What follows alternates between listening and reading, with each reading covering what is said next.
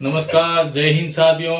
मैं Hit Singh Rajput GK with cop channel पर आपका हार्दिक स्वागत अभिनंदन करता हूं। अपने राजस्थान इतिहास की क्लासें चल रही थी, साथ में ही अपने अब राजस्थान के आर्ट एंड कल्चर की क्लास भी शुरू होगी। जो राजस्थान के आर्ट एंड कल्चर की क्लास अपने गजेंद्र सिंह जी सर लेंगे।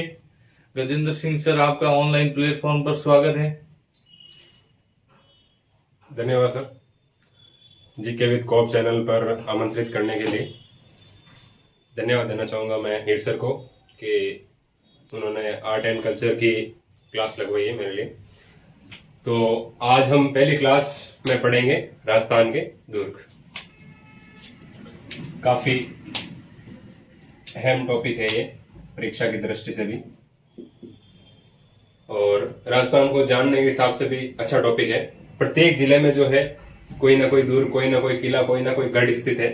तो वो किस श्रेणी का है, उसमें कौन से दर्शनीय स्थल है और कौन कौन से प्रमुख मंदिर हैं, ये सब हम इस क्लास में पढ़ेंगे। तो सबसे पहले दुर्ग का थोड़ा इंट्रो देख लेते हैं कि दुर्ग का सबसे पहले वर्गीकरण किसने किया, किसने कितने प्रकार से बांटा, कौन कौन सी श्रेणियां बताई। तो इसी क्रम में सबसे पहला जो वर्गीकरण हमें मिलता है वो मिलता है आचार्य मनु का वर्गीकरण।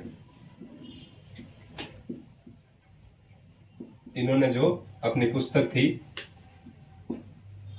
मनुस्मृति, इसमें वर्गीकरण किया था दुर्गों का। सबसे पहले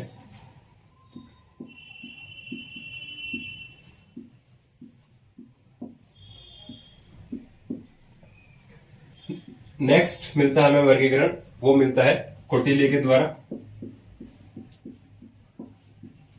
और इन्होंने जो वर्गीकरण किया था वो 4 भागों में बांटा या 4 प्रकार में बांटा था दुर्गों को, जो कुछ इस प्रकार से हैं। पहला धानवन,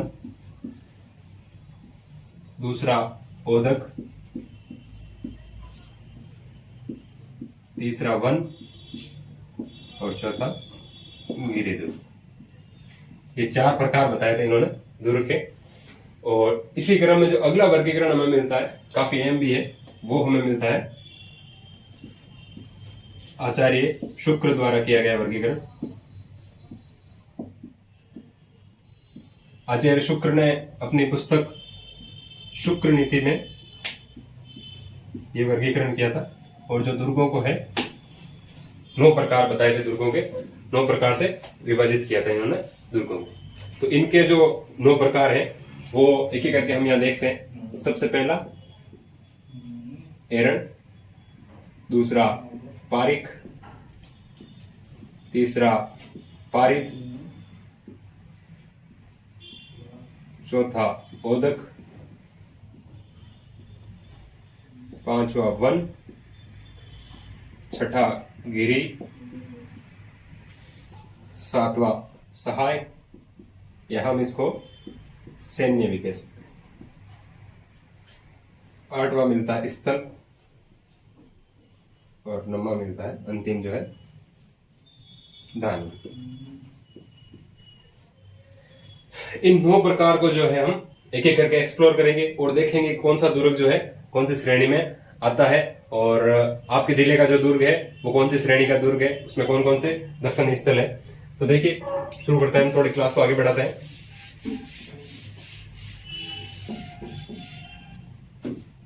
सबसे पहले श्रेणी लेते हैं हम एरण। एरण इस प्रकार का दुर्ग जो पहाड़ी पर स्थित है, जिस पर जाने के लिए जो रास्ता है वो पथरीला रास्ता है, कंटीली झाड़ियों से युक्त रास्ता है। तो इस प्रकार का जो दुर्गम रास्ते वाला जो दुर्ग होगा वो कौन सा दुर्ग होगा? एरण दुर्ग होगा।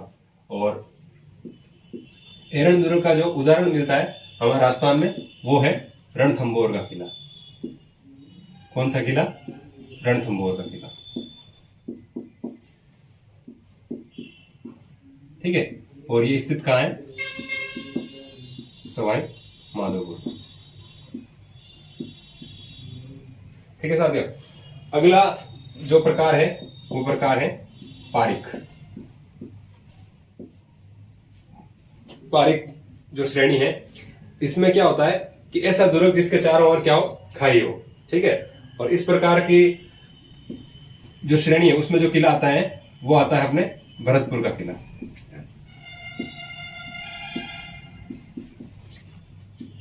जो भरतपुर जिले में स्थित है, जिसको लोहागढ़ भी कहते हैं।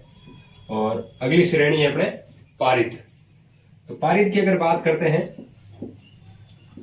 पारिद का मतलब होता है कि ऐसा दुर्ग जिसके चारों ओर सुदृढ़ प्राचीर हो, सुदृढ़ परकोटा हो या दीवार हो, मजबूती से जो हो, इसको भेदा ना जा सके, इस प्रकार का किला जो है वो पारिद की श्रेणी में आएगा। और इसका उदाहरण जो मिलता है वो मिलता है हमें चित्तौड़ का किला। इसी क्रम में अगला जो है वो है ओदक।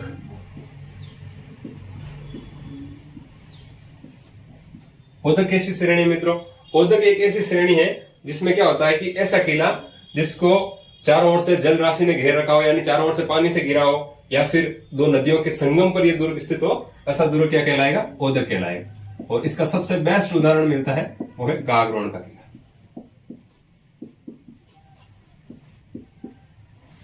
और नदियों वाले संगम की श्रेणी में अगर रखें तो उसमें आ जाता है अपने भैंसरोडगढ़ का किला, जो कि अपने चित्तौड़ में स्थित है, चित्तौड़ जिले में स्थित है। ठीक है। अब अगला है ओदक के बाद वन। वन की अगर बात करें तो ऐसा दुर्ग जो जंगल में स्थित है, पहाड़ी पर स्थित है, ऐसा दुर्ग क्या कहलाएगा? वन श्रेणी का दुर्ग कहलाएगा। और इसमें सबसे बेस्ट एग्जाम्पल है वन में, वो है शिवाना का किला।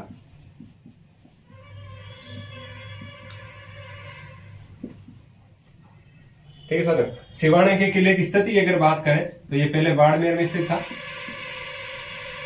और वर्तमान नवगठित जिलों के हिसाब से देखें तो ये बालोतरा में स्थित है। इसी क्रम में अगला है सैन्य या सहाय। सैन्य या सहाय की अगर बात करें तो आचार्य शुक्र ने इस श्रेणी में हमारे राजस्थान के किसी भी दुर्ग को नहीं रखा है। इसमें क्या होता है कि ऐसा दुर्ग जो सैनिकों से सुदृढ़ हो, मजबूत हो, सैन्य रूप से मजबूत हो, ऐसा दुर्ग सहाय या सैन्य श्रेणी में रखा जाता है। फिर आ जाता है स्थल। ये सैन्य या सहाय एक ही ऐसी श्रेणी है जिसमें कोई दुर्ग स्थित नहीं है। और चित्तौड़ का किला ऐसा दुर्ग है या ऐसा किला है जो धानवन के अलावा बाकी सभी श्रेणियों में आता है। शायद तो है ही नहीं, धानवन भी नहीं है, बाकी जितनी भी 6 श्रेणियां बचती है वो सभी श्रेणियों के गुण इसमें है। स्थल की अगर बात करें तो उसमें सबसे बेस्ट एग्जांपल है बीकानेर का किला, जिसे जमीन का जेवर भी कहते हैं।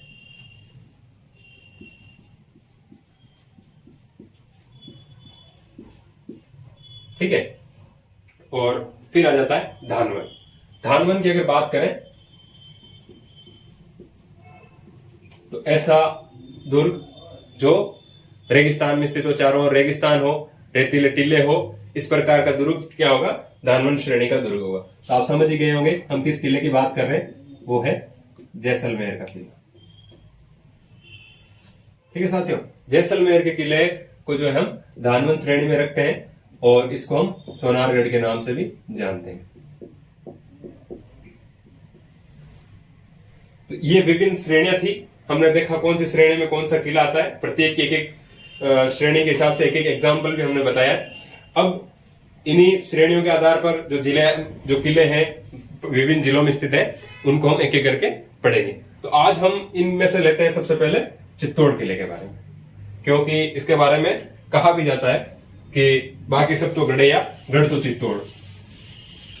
तो सबसे पहले हम चित्तौड़ से शुरुआत करते हैं, जिसको राजस्थान का गौरव या दुर्गों में सिरमौर कहा जाता है, यानी कि सबसे बेस्ट जो दुर्ग है वो है चित्तौड़ का किला।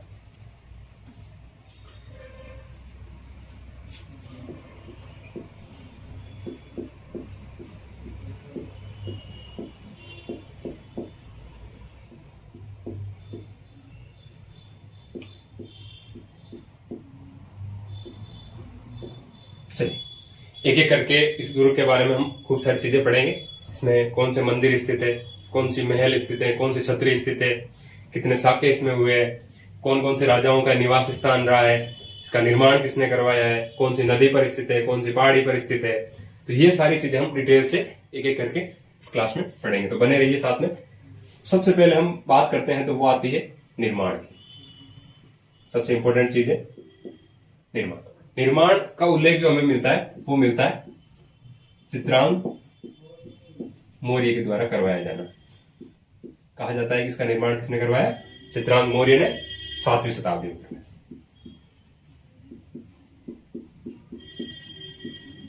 और अभी 21वीं सदी चल रही है, तो देख लीजिए कितना सुदृढ़ ये दुर्ग है जो अभी भी मजबूती से खड़ा है। ये तो हो गया निर्माण। अब बात करते हैं हम इसकी स्थिति की। ठीक है, स्थिति में सबसे पहले हम देखेंगे ये कौन से जिले में स्थित है। बहुत बार ये पूछ लेते हैं कि कौन सा किला जो है कौन से जिले में स्थित है। तो स्थिति के हिसाब से इसका जिला आता है, वो आता है चित्तौड़गढ़। इसके नाम से भी विदित है। ठीक है, अगली स्थिति की अगर बात करें, भौगोलिक स्थिति को देखें तो ये कौन सी पहाड़ी पर स्थित है? तो ये स्थित है मेसा के पठार पर। ठीक है, अब अगर हमने इसको इंट्रो में औदक की श्रेणी में रखा था तो आपके मन में ये क्वेश्चन भी आ रहा होगा कि सर ये कौन सी दो नदियों के संगम पर है? तो वो दो नदियां हैं बेड़च वे गंभीर, न कि गंभीर। ध्यान रहे साथियों, गंभीर। तो ये हो गए इसकी स्थिति के क्रम में 3 क्वेश्चन। कौन से जिले में स्थित है? तो चित्तौड़ में। कौन से पठार पर स्थित है? मेसा पर। और कौन सी नदियों के 2 संगम पर स्थित है? तो बेड़च और गंभीरी। निर्माण इसका चित्रांग मौर्य ने करवा दिया। अब ये तो है नहीं कि चित्रांग मौर्य ने जितना निर्माण करवाया उसके बाद कोई निर्माण नहीं हुआ, तो उसके बाद भी खूब सारे निर्माण हुए। और इस निर्माण के क्रम में सबसे ज्यादा अगर निर्माण की बात करते हैं तो वो करवाए थे महाराणा कुंभा ने। किसने करवाए? महाराणा कुंभा। तो आधुनिक समय में जो हम किला देख रहे हैं उसमें ज्यादातर जो निर्माण करवाए वो महाराणा कुंभा ने करवाए, इसलिए इनको क्या कहते हैं? इस दुर्ग का आधुनिक निर्माता कहते हैं। तो चित्तौड़ दुर्ग का आधुनिक निर्माता किसे कहा जाता है? महाराणा कुंभा को। किसे कहा जाता है साथियों? महाराणा कुंभा को। और कुंभा के बारे में तो वीर विनोद जो पुस्तक लिखी गई है श्यामल दास द्वारा, उनमें इनको जो है स्थापत्य कला का जनक कहा जाता है। ऐसा इसलिए कहा जाता है क्योंकि इन्होंने जो मेवाड़ में 84 दुर्ग स्थित थे या 84 दुर्ग जो बनवाए गए थे उसमें से 32 दुर्गों का जो निर्माण है वो महाराणा कुंभा ने करवाया था। तो आधुनिक निर्माता की बात हो गई। आधुनिक निर्माता चित्तौड़गढ़ दुर्ग के आधुनिक निर्माता कौन है? महाराणा कुंभा। ठीक है, अब चलो इसमें प्रवेश द्वार की बात करते हैं। तो टोटल प्रवेश द्वार है इसमें 7। कितने प्रवेश द्वार है? 7। इसमें हम 3 को थोड़े इंपॉर्टेंट रूप से देखेंगे। प्रथम को, सेकंड, द्वितीय को और अंतिम 7वें। ठीक है, प्रथम की अगर बात करें तो यहां पर जो है एक छतरी स्थित है।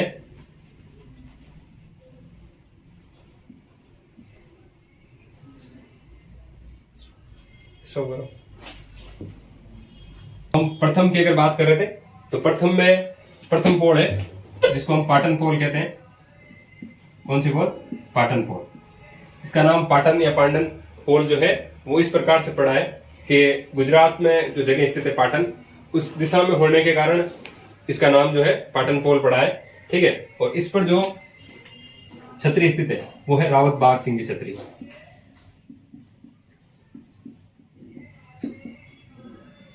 ये सेलम्बुर के थे, इनके बारे में हम आगे पढ़ेंगे क्या योगदान रहा है, तब जाकर इनकी छतरी यहाँ पर पाटन पोल पर प्रथम प्रवेश द्वार पर इनकी छतरी बनी है।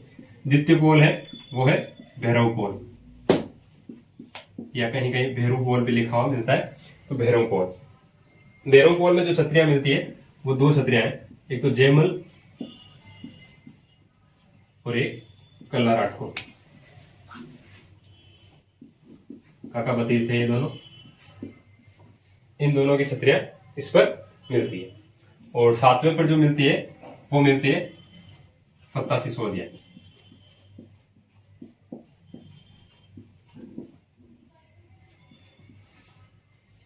इतिहास में बहुत ही अहम किरदार रहे हैं ये रावत बाग सिंह, जयमल राठौड़, कल्ला राठौड़, फत्ता सिसोदिया। प्रातः स्मरणीय नाम है ये सब, इनका क्या क्या योगदान रहा इस दुर्ग के बारे में, वो हम आगे की कड़ी में पढ़ेंगे। यहाँ तक आपने देख लिया निर्माण स्थिति, इसके आधुनिक निर्माता, प्रवेश द्वार। ठीक है, तो अब हम किले में प्रवेश करते हैं और देखते हैं कौन कौन से इसमें दर्शनीय स्थल है।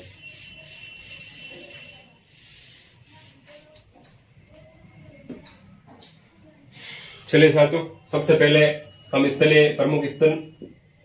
प्रमुख दर्शनीय स्थल की अगर बात करें तो कौन कौन से हैं और श्रेणी वाइज पढ़ेंगे हम। पहले लेते हैं हम सबसे पहले छत्रियां, कि इसमें कौन कौन सी छत्रियां स्थित है। ठीक है साथियों, तो 3 छत्रियां तो मैंने बताई दी,